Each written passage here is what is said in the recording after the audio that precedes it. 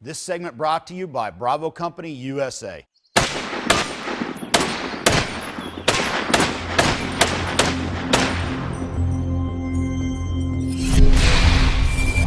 Hey, Larry Vickers, Vickers Tactical Channel. I'm here with my good friend Paul Buffoni, BCM, and we've got a new upper to talk about, the Mark II. Yes, sir, Mark II upper. Some of you guys have been watching my channel for a while. You've noticed I've been running a BCM carbine. I even called it out in a video with a teaser.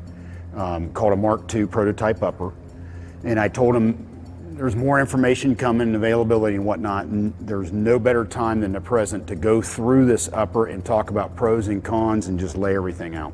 Let's take everybody through it, Paul. What do you got?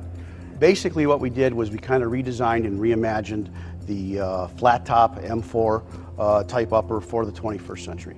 When they lopped off that carry handle in the 90s, it was a good thing for a lot of good reasons.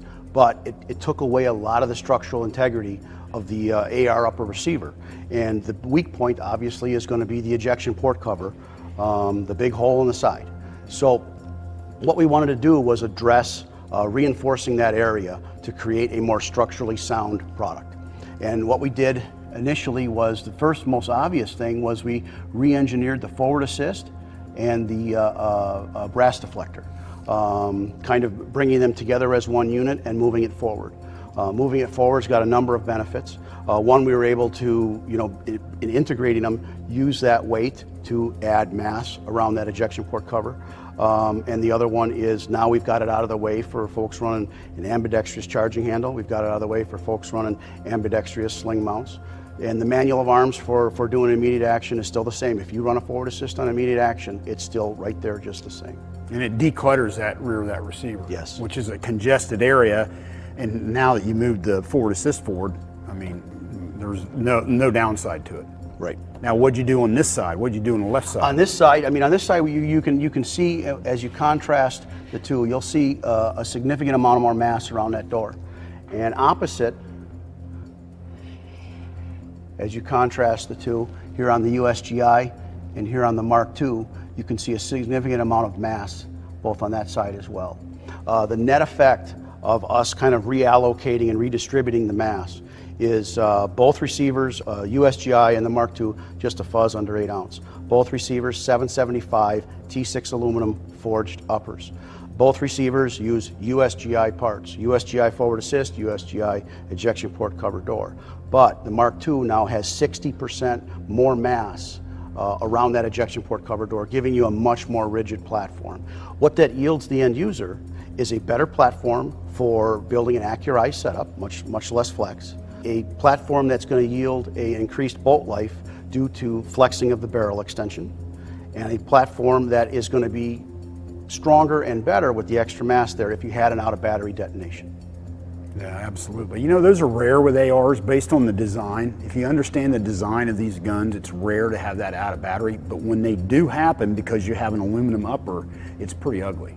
So having more mass there's no downside from that point of view. No, there's no downside at all. Both uppers also using USGI parts, so to build one or to service one is going to be the same as servicing the standard GI. Now, you guys did some more scalloping and whatnot to get the weight down, and also a little bit of areas for gas to bleed off and whatnot and collect for suppressed use, correct? Correct. Some additional features that we designed into the upper group was we created an expansion chamber right toward the rear of the platform in the track that runs the charging handle. And what that's going to do is allow gas to collect over there, and then on both the left and the right, right above the charging handle, there's little exhaust ports that's going to help bleed off some of that gas off, working itself rearward toward the shooter's face. And so for guys running suppressed use, there's going to be a bit of added value there as well. Sure, and it helps reduce weight, so there's really no downside to it. Well, I had you guys put the rifle together for me. This is my current training rifle, sans, aim point and whatnot, and it has the first production Mark II upper on it. And we did a little Vickers Tactical laser logo on it. Been running it for a while, great gun. So this thing's coming out immediate future. Yes. Okay, and then what are we looking at price-wise? This is about $20 more than the standard USGI. Okay. So here's my take on this after using this thing for a while.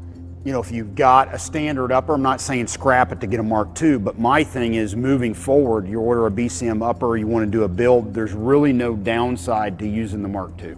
Agreed. We'll offer it as a individual upper receiver, then we'll expand into upper groups and we'll expand into the rifle line. So it'll be available as an option through the whole line. Good deal. Well, Paul, thanks, bro. Good seeing you, Larry. Thank you. Hope you guys enjoyed it. BCM Mark II upper, available now.